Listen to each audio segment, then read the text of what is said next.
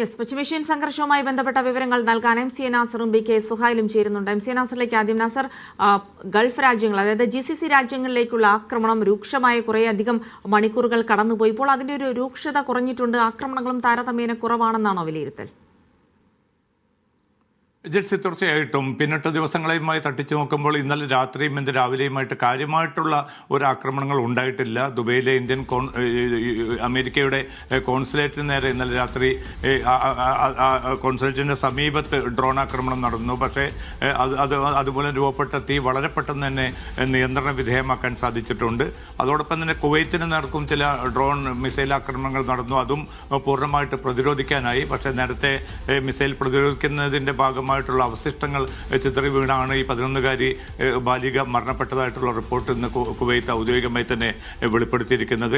സൗദിയുടെ ഭാഗങ്ങളിലും താരതമ്യേന 8 ഡ്രോണുകൾ അങ്ങോട്ട് വന്നുവെങ്കിൽ അത് രാജ്യത്തെത്തുന്നതിന് മുമ്പ് തന്നെ അതിനെ പ്രതിരോധിക്കാൻ തങ്ങൾക്ക് സാധിച്ചതായിട്ട് സൗദി പ്രതിരോധ മന്ത്രാലയം അറിയിക്കുന്നുണ്ട്. അപ്പം കാര്യമായിട്ടുള്ള ഒരു ഗണ്യമായിട്ടുള്ള കുറവ് ഡ്രോണുകളുടെ കാര്യത്തിൽ, മിസൈലുകളുടെ കാര്യത്തിൽ ഉണ്ടായിട്ടുണ്ട്. അതുകൊണ്ട് തന്നെ ആ ശാന്തതയുടെ ഒരു അടിസ്ഥാനത്തിലാണ് പ്രവർത്തനങ്ങൾ ശക്തമായി മുന്നോട്ട് പോകുന്നത്.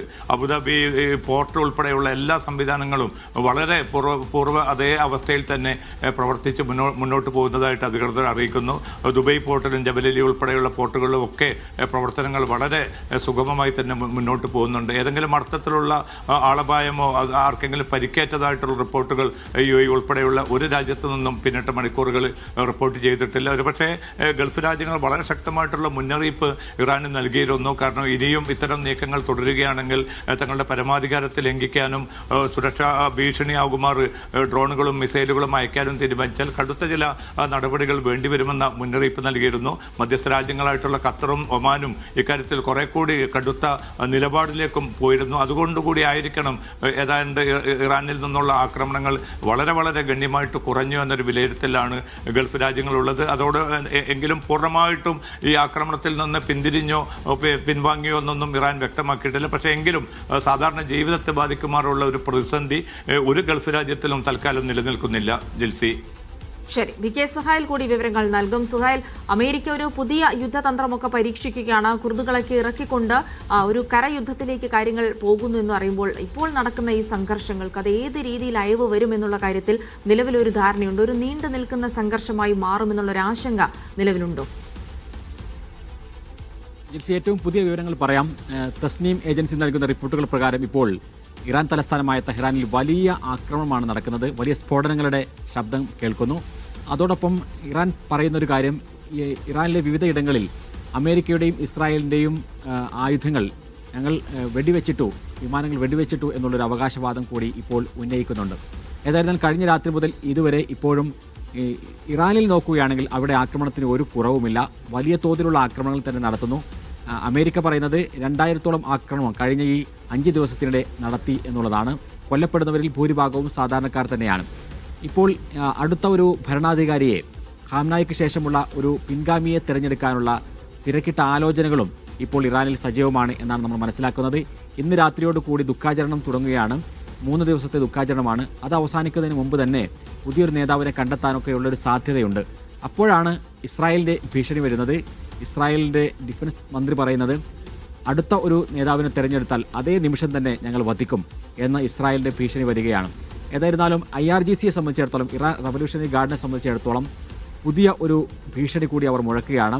ഹോർമൂസ് കടലിടുക്ക് വഴി പൂർണ്ണമായും ആ കപ്പൽ പാത ഞങ്ങളുടെ നിയന്ത്രണത്തിലാണ്. അതുവഴി ഏത് കപ്പൽ വരികയാണെങ്കിലും അതിനെ നിയന്ത്രിക്കും എന്ന് പറയുമ്പോൾ അതിന് പകരമായി ഡൊണാൾഡ് ട്രംപിൻ്റെ ഒരു പ്രതിരോധം അവിടെ ഉണ്ടാകുന്നു. സാമ്പത്തിക രംഗത്തെ അങ്ങനെ പിടിച്ചു കൊടുക്കാൻ ഇറാനെ അനുവദിക്കില്ല എന്ന് പറഞ്ഞുകൊണ്ടാണ് ഇപ്പോൾ ഡൊണാൾഡ് ട്രംപ് അതുവഴി കടന്നു പോകുന്ന കപ്പലുകൾക്ക് അമേരിക്കയുടെ സൈന്യം സഹായം നൽകും എന്ന് പറയുന്നത്.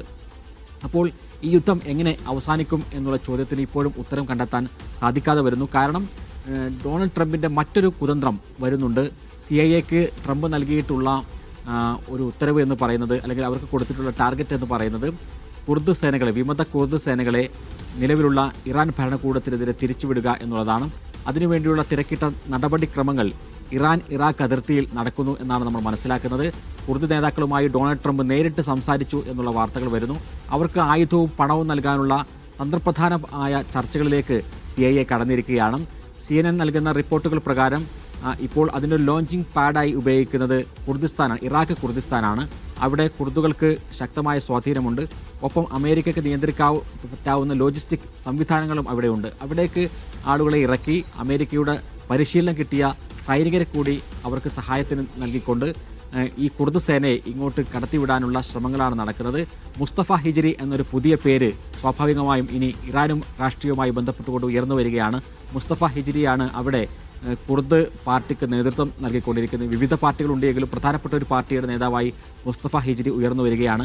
അപ്പോൾ ഏറ്റവും ചുരുങ്ങിയത് വടക്കൻ ഇറാൻ ഭാഗത്തെയെങ്കിലും മുസ്തഫ ഹിജ്രിയെ ഉയർത്തിക്കാട്ടി ആ നേതാവിന് കീഴിൽ ഒരു കഷ്ണത്തെ ഇറാനിൽ നിന്ന് എടുത്തു മാറ്റാനും പിന്നീട് പതുക്കെ അതിനോട് കൂട്ടിച്ചേർക്കാനുമൊക്കെയുള്ള തന്ത്രങ്ങൾ മെനയുന്നു അമേരിക്ക, CIA എന്നാണ് നമ്മൾ മനസ്സിലാക്കേണ്ടത്.